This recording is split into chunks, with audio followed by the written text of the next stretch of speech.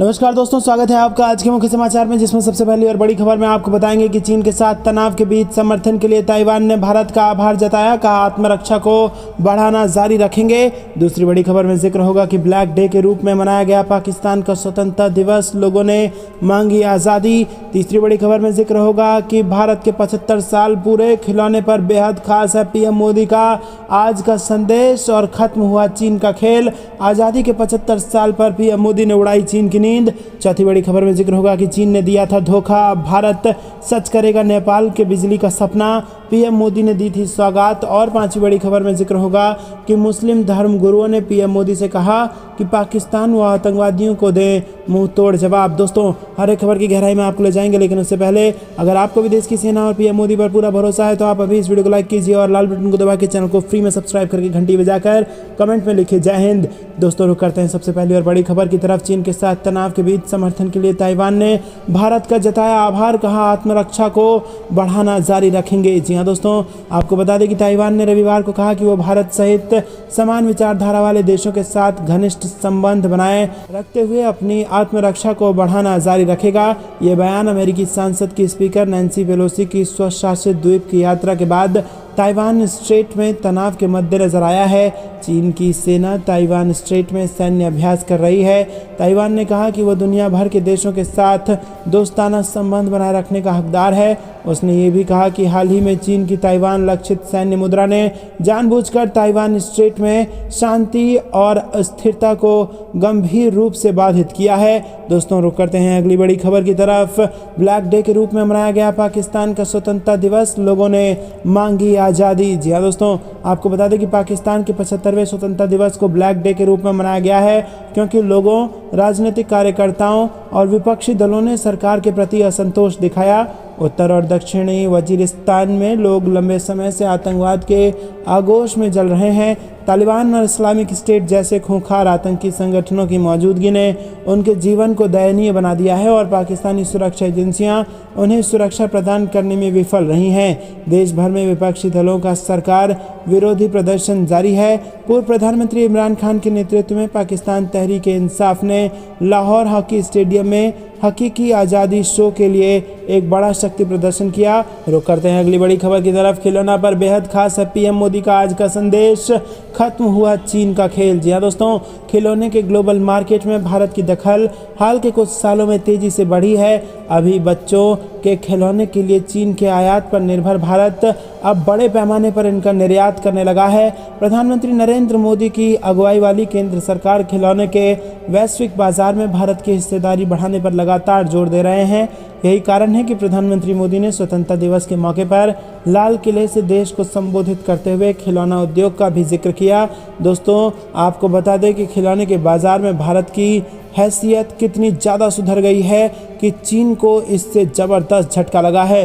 रुक करते हैं अगली बड़ी खबर की तरफ। चीन ने दिया धोखा, अब भारत करेगा नेपाल के बिजली का सपना पूरा, पीएम मोदी ने दी थी सौगात। जी हाँ दोस्तों, चीन के धोखे के बाद अब भारत नेपाल के महत्वाकांक्षी बिजली प्रोजेक्ट वेस्ट सेती को पूरा करने जा रहा है। नेपाल के निवेश बोर्ड और भारत की सरकारी कंपनियां एनएचपीसी लिमिटेड के बीच वेस्ट सेती और सेती रिवर 2 पन बिजली परियोजना के लिए गुरुवार को एक सहमति पत्र पर हस्ताक्षर होने जा रहा है और इसके बाद एनएचपीसी इस प्रोजेक्ट के लिए ज़रूरी अध्ययन करेगी और खुदाई आदि काम शुरू करेगी। इसके बाद निर्माण का कार्य शुरू होगा और इससे पहले चीन इस परियोजना से साल 2018 में अलग हो गया था। नेपाल निवेश बोर्ड के प्रवक्ता अमृत लामसाल ने काठमांडू पोस्ट अखबार से कहा कि एनएचपीसी की टीम 18 अगस्त को काठमांडू आ रही है और यहां पर एमओयू पर हस्ताक्षर होगा। और इससे पहले नेपाल के प्रधानमंत्री शेर बहादुर देउबा ने एनएचपीसी के अध्ययन करने के प्रस्ताव को मंजूरी दे दी थी,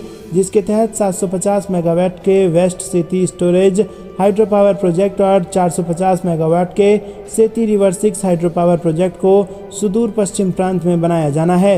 रुक करते हैं अगली बड़ी खबर की तरफ। मुस्लिम धर्म गुरुओं ने पीएम नरेंद्र मोदी से कहा कि पाकिस्तान व आतंकवादियों को मुंह तोड़ जवाब दें। जी हाँ दोस्तों, आपको बता दें कि जम्मू कश्मीर में मधेपुरा जिला स्थित बैसाड़ के युवक मोहम्मद अमरेज की गुरुवार रात आतंकियों ने गोली मारकर हत्या कर दी। इसके बाद से मधेपुरा और इसके आसपास के इलाके में आक्रोश है। लोग आतंकियों के कृत्य की भर्त्सना कर रहे हैं। मुस्लिम धर्मगुरुओं ने भी आतंकियों की इस करतूत को कायराना हरकत बताया है। और दूसरी ओर मधेपुरा जिले के लगभग 150 लोग जम्मू कश्मीर में हैं। इनके परिवार वाले अब उन्हें वापस लौटने को कह रहे हैं। दोस्तों रुक करते हैं अगली बड़ी खबर की तरफ। ताइवान को आंख दिखाते रह गया चीन।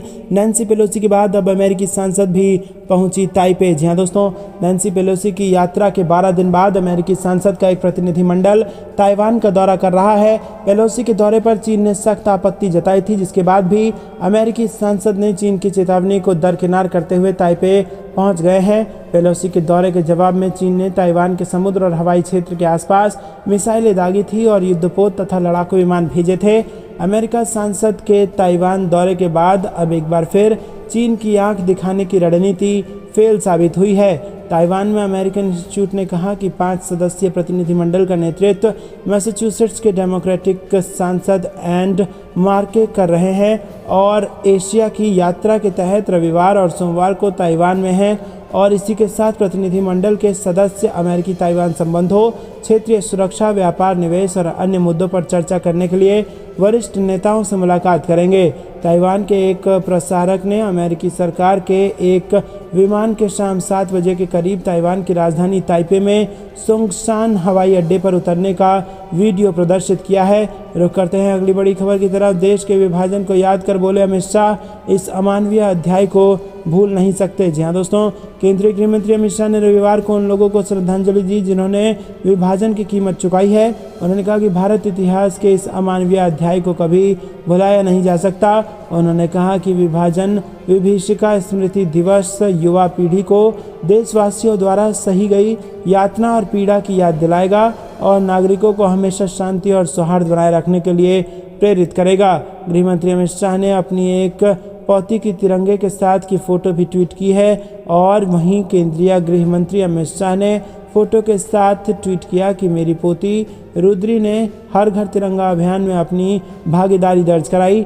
शाह ने कहा कि 1947 में हुआ देश का विभाजन भारतीय इतिहास का वो अमानवीय अध्याय है जिसे कभी भुलाया नहीं जा सकता।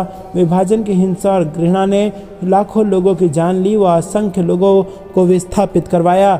उन्होंने कहा कि आज विभाजन विभीषिका स्मृति दिवस पर विभाजन का दंश झेलने वाले लाखों लोगों को नमन करता हूं। गौरतलब है कि पिछले साल प्रधानमंत्री नरेंद्र मोदी के नेतृत्व वाली केंद्र सरकार ने विभाजन के दौरान लोगों के संघर्ष और बलिदान को याद करने के लिए हर साल 14 अगस्त को विभाजन विभीषिका स्मृति दिवस के तौर पर मनाने की घोषणा की थी।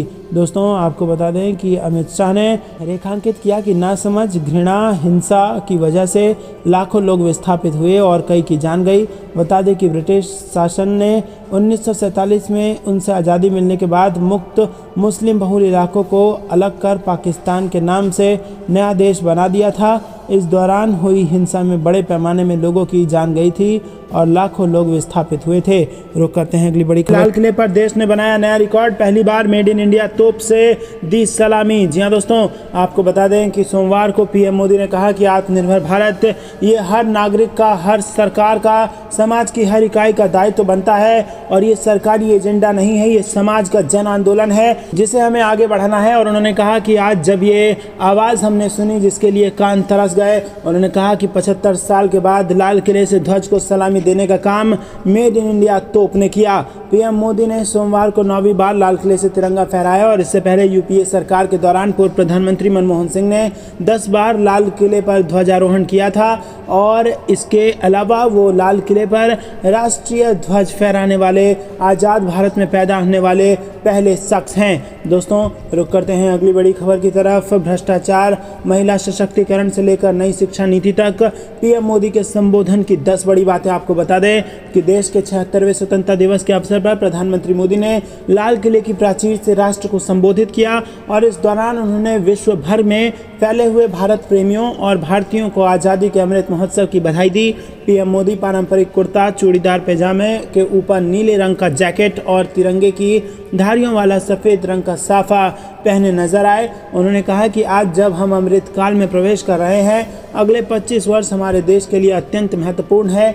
15 अगस्त पर प्रधानमंत्री के संबोधन में जो 10 बातें हैं उनमें पहली ये कि पीएम मोदी ने सोमवार को कहा कि स्वतंत्रता दिवस के अवसर पर लाल किले से पहली बार स्वदेशी तोप से सलामी दी गई। उन्होंने लाल किले की प्राचीर से राष्ट्र के नाम संबोधन में ये भी कहा कि आत्मनिर्भर भारत कोई सरकारी कार्यक्रम नहीं बल्कि समाज का जन आंदोलन है। वहीं पीएम मोदी ने कोविड-19 के खिलाफ लड़ाई में साथ आने के लिए देश के नागरिकों की सराहना की। उन्होंने कहा कि भारत ने समयबद्ध तरीके से लोगों को कोरोना रोधी टीके की 200 करोड़ खुराक देने का रिकॉर्ड बनाया है, जो किसी अन्य देश के लिए संभव नहीं हो सका। उन्होंने कहा कि कोविड-19 साझी जागरूकता का एक और उदाहरण है जिसके लिए हमारे नागरिक साथ आए। इसी के साथ पीएम मोदी ने सोमवार को कहा कि दुनिया जलवायु परिवर्तन की जिन समस्याओं से जूझ रही है उनका समाधान भारत के पास है। उन्होंने स्वतंत्रता दिवस के अवसर पर लाल किले की प्राचीर से राष्ट्र को संबोधित करते हुए प्राकृतिक खेती पर जोर देने का आह्वान किया।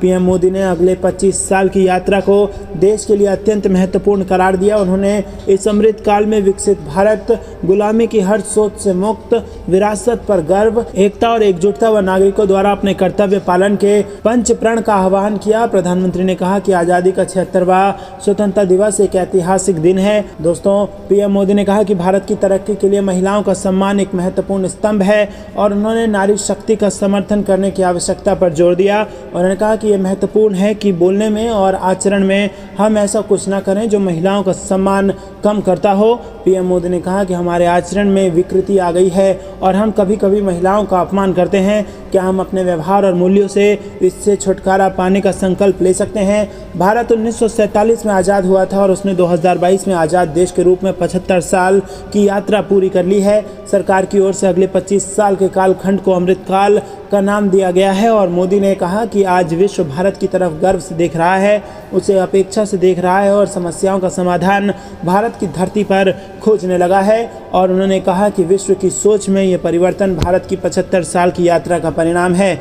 नरेंद्र मोदी ने कहा कि देश की नई शिक्षा नीति धरती से जुड़ी हुई है जिसमें कौशल्य पर बल दिया गया और ये हमें गुलामी से मुक्ति की ताकत देगा।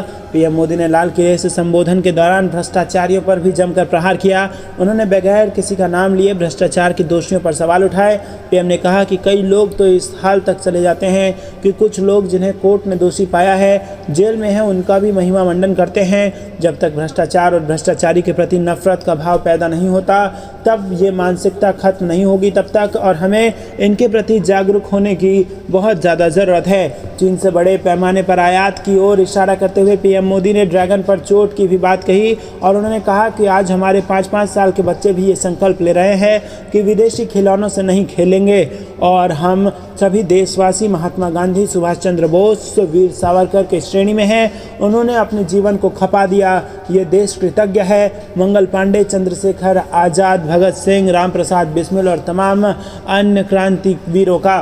दोस्तों, रुक करते हैं अगली बड़ी खबर की तरफ। उत्तर प्रदेश में रूसी नागरिक ने हाथ में तिरंगा लेकर लगाए भारत माता की जय के नारे। जी हाँ दोस्तों, यूपी के लखीमपुर खीरी जिले में रूस के रहने वाले इलिया नाम के एक नागरिक ने तिरंगा झंडा लहराकर भारत माता की जय, वंदे मातरम और जय हिंद के जमकर नारे लगाए। बीते 6 दिन पहले इलिया साइकिल चलाकर भारत पहुंचे थे।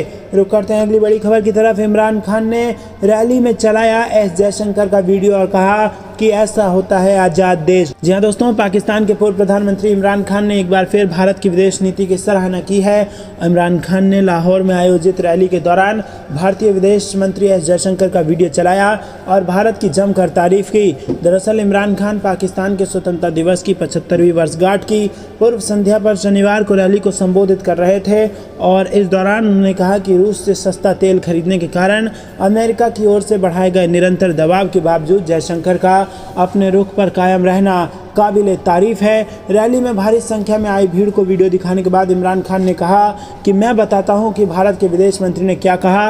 उन्होंने कहा कि अमेरिका ने भारत को रूस से तेल नहीं खरीदने का आदेश दिया, लेकिन आप सुन सकते हैं कि भारत के विदेश मंत्री ने अमेरिका को कैसा करारा जवाब दिया। वीडियो में जयशंकर उन्हें बताते हैं कि आप कौन होते हैं। जयशंकर ने कहा कि यूरोप रूस से गैस खरीद रहा है और हम इसे लोगों की ज़रूरत के अनुसार खरीदेंगे।